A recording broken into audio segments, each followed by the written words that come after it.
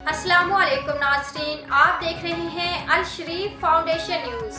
सबसे पहले चौधरी परवेज इकबाल की रिपोर्ट के मुताबिक रावलपिंडी सीपीओ सैयद खालिद महमूद हमदानी का रावलपिंडी क्रिकेट स्टेडियम का दौरा। पीएसएल मैच से कबल स्टेडियम के गिरदनवाह के सिक्योरिटी ट्रैफिक इंतजामात का जायजा लिया। पुलिस अफसरान और जवानों को फुल प्रूफ सिक्योरिटी के इंतजामात की हिदायत दी। 5000 से ज्यादा अफसरान और जवान सिक्योरिटी फराइज सर अंजाम दे रहे हैं।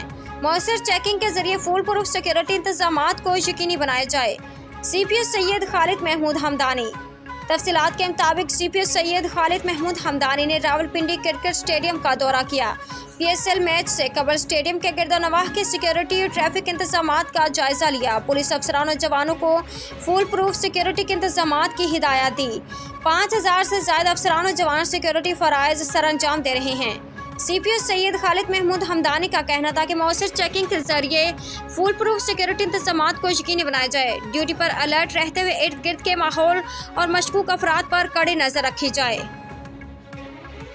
मज़ीद अपडेट के लिए देखते रहिए अल शरीफ फाउंडेशन न्यूज़।